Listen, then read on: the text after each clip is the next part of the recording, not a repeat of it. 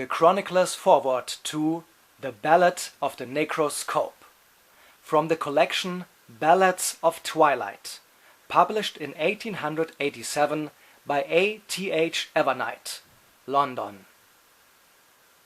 There are stories that defy ordinary chronicles, tales that should be neither carved in stone nor written in ink, for they tread the border paths where life crosses into the realm of death. And yet, it is whispered, these stories are the truest of all. Among them stands the legend of Harry Keogh, the so-called Necroscope, a man who accomplished the monstrous, lifting the veil between worlds and speaking with those who dwell beyond. His name is not recorded in any chronicle, and yet the wind carries it through the dreams of mortals. This ballad chronicles the shadows of his path, his covenant with the spirits of the dead, the teachings of the venerable August Ferdinand Möbius, and the battle against the sinister Vampiri, those ancient lords of blood whose castles tower over the homeworld of horror. Some call these verses pure fiction, others claim they are records of a truth no human should know. But whether legend or revelation, they remind the reader that light, however faint it may seem, does not fade even in the face of eternal shadow. May those who read these lines find in them not only horror, but also the legacy of human courage. And may they never forget the last words of the Necroscope, which echo through time and space like the ringing of an eternal dawn. Tear down the mountains and let the sun melt the castles of the Vampiri. The Ballad of the Necroscope, an epic poem of death and light. In the wheel between life and the silence of stone, where whispers of corpses through midnight are blown, there steers a name that the shadows keep, a voice that can wake the unquiet deep. Harry Keogh, child of sorrow and dream, walks paths where the coldest of starlights gleam. The dead are his brothers, their secrets his art. He bears the wisdom within his heart. Through graves he wanders, through dust and through bone. No tomb can withhold what the mind has known. For death to him is an opened gate, where voices murmur and echo fate. Yet darkness rises, fierce and sly, in blood-borne towers beneath the sky. Boris Dragosani, the necromancer dread, feeds on the souls of the newly dead. He rends their flesh for knowledge they knew. He drinks their essence, their spirit's due. Beside him walks Julian Bodescu, pale, a monster in cradle, a living tale. Beyond all stars in the crimson sea, resting lords of the ancient Vampiri. Feather Ferenci, first of the damned, by nightmare's will in horror was planned. Tibor and Janosch Ferenci, his sons in hostile flame, and Lord Radulikan, of bestial name. Their reign in a world where torment is king, and terror takes flight on a dragon's wing. But Harry Keogh, the mortal, defies their throne, with light of mind that is not his own. For from the grave of a scholar's rest, a ghostly teacher fulfills his quest.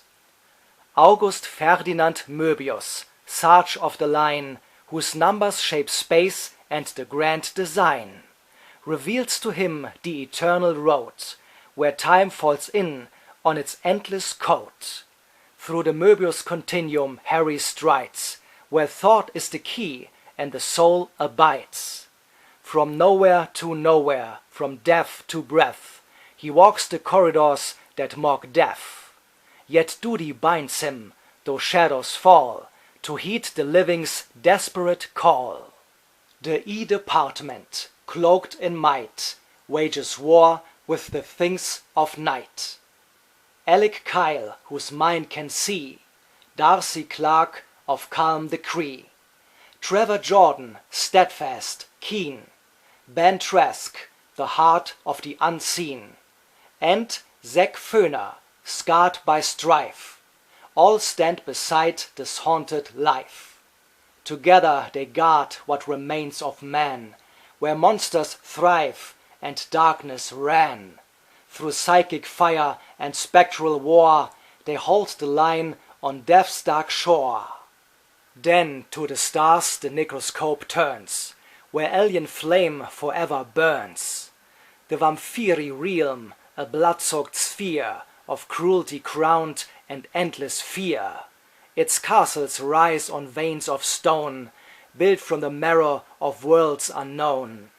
Yet from the earth, through the Möbius thread, comes Harry, the bridge of the quick and dead. He summons the dawn, his spirit a flame, and speaks the words that none could tame. Tear down the mountains and let the sun melt the castles of the Vampiri. And thunder answers, and shadows wane, and silence falls across the slain. For where light burns through the crimson sea, there ends the reign of the Vampiri.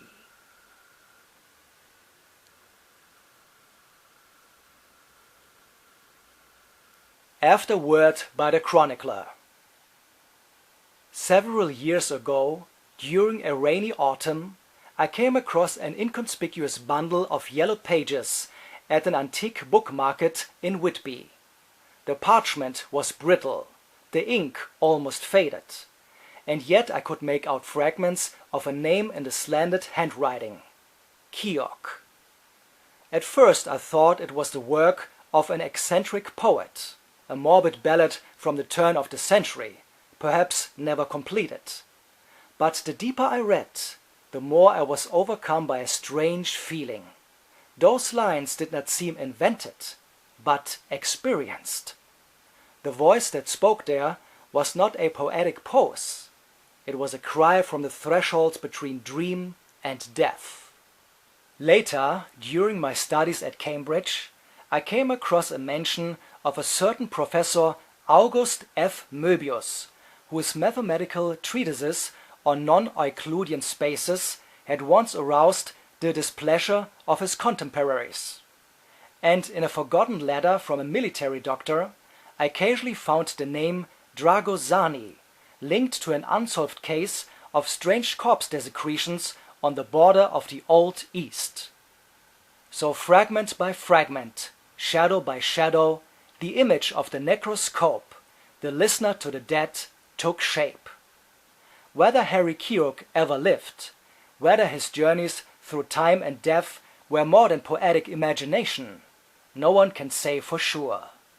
But anyone who hears the wind blowing over old graves on quiet nights could swear they hear a voice saying, "I am the ear of silence, the eye of the dead, and no shadow goes unheard."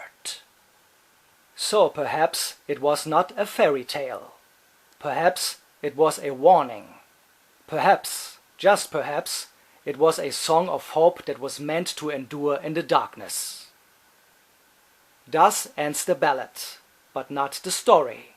For as long as people die and the dead are not forgotten, somewhere in the twilight there will be a man standing, listening between worlds.